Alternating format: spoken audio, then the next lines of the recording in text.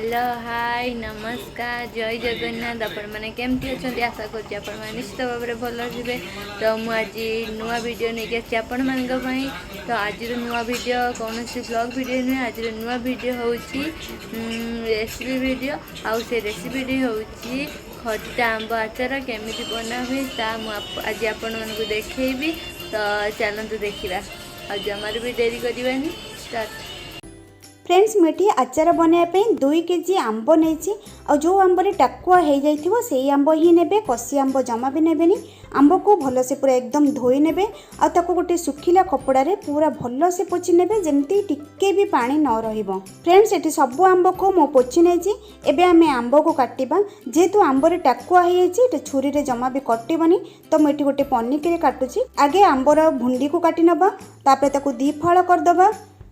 छुरीर help रे टाकुआ रे जो मंजीटा लगी जोटा कोईलीटा लगी काढ़ी नबा। कोईली आमर किसी भी दरकार नहीं। आंब को मीडियम साइज रे काटी नबा आपण आपण हिसाब रे काटिबे बड़ कर परिबे छोट कर परिबे नाले एमती मु जो साइज रे काटुची से साइज रे भी काटी परिबे। मुझे सब आंब को काटी नहीं देखंतु ए शेप रे काटीची आपण आपण हिसाब रे छोट बड़ कर परिबे। एबे हमें आंब रे 2 टेबल स्पून हल्दी दबा आ 2 टेबल स्पून लुण देकी ताको भल भाव में गोलई नबा। हल्दी दबा द्वारा आंब आमर जमा भी कला पड़ोनी।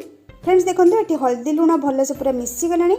एबे आंब को आम कभर करके 4 ରୁ 5 घंटा एमती रखीदबा। देखो फ्रेंड आंब रखिबार 5 घंटा ऊपर हो गलानी। आंबर पूरा पानी केमती बाहर जाइए कौन सी गोटे छणा साहाय्य ताको आम छाणी नबा सब पानी जमती बाहरी जीव से एमती ही 10 ରୁ 15 मिनट आपको आम छाड़दबा। पानी सब ये देखो निगिड़ी गलानी ए पानी को आम फोपाड़ दबा।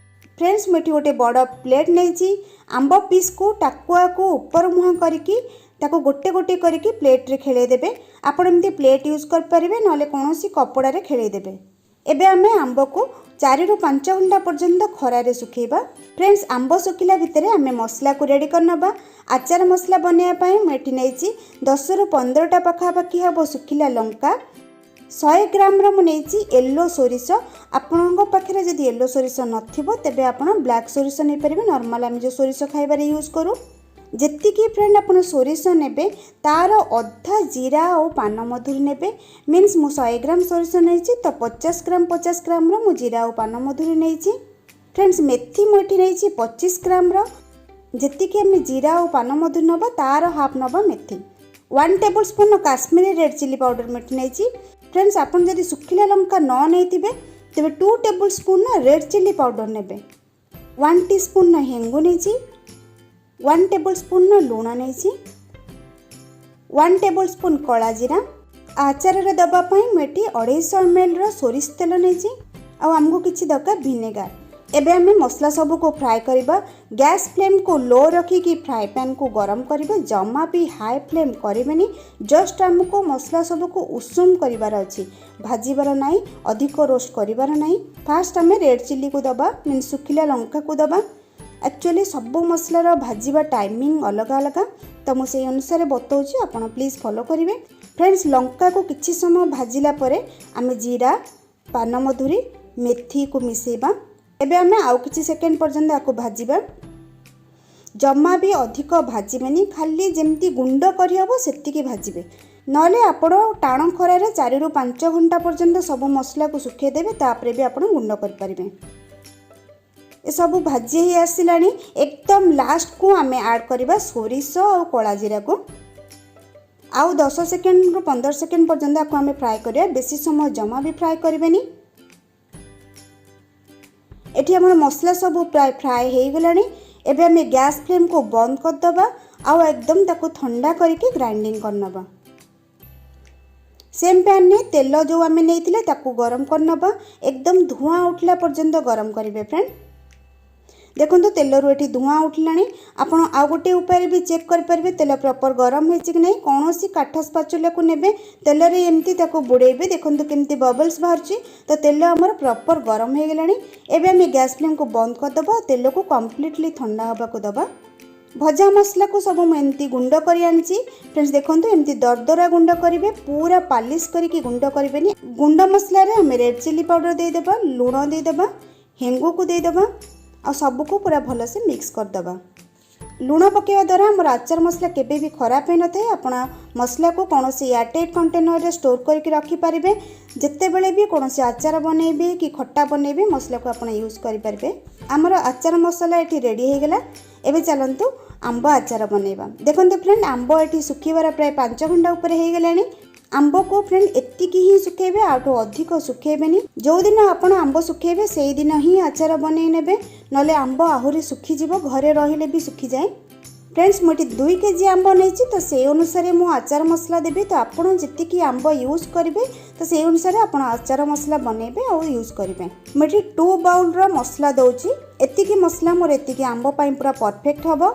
आउ देखो मोर एतिके मसला बड़ी पड़ला।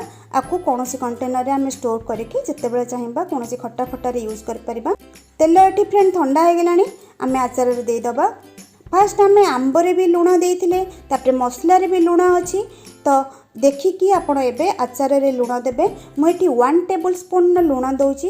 एक्चुअली आंबटा जितिकी खट्टा थाए से अनुसार लुणटा लागि थाए।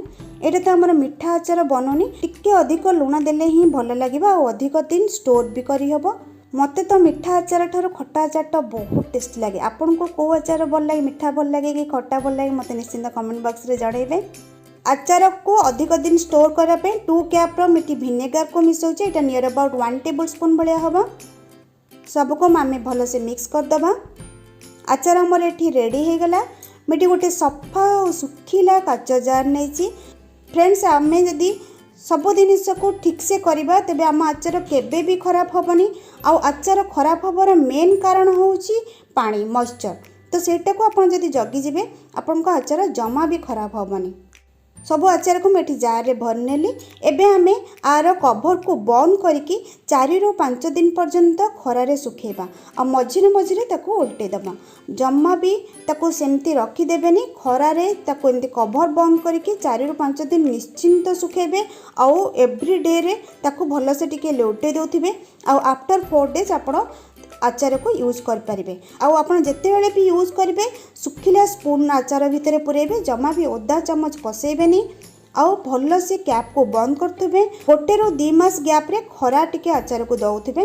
तो आपण को आचार सरीला पर्यंत भी केबे भी खराब होबनी। मु जेमती जेमती बतेइली आपण निश्चिंत से टिप्स सब फॉलो करेंगे। आपण को आचार टेस्टी भी बनिबो आउ लॉन्ग लास्टिंग भी हबो। आचार निश्चिंत बनइबे और केमिति हैला मते कमेंट बॉक्स रे जणाइबे।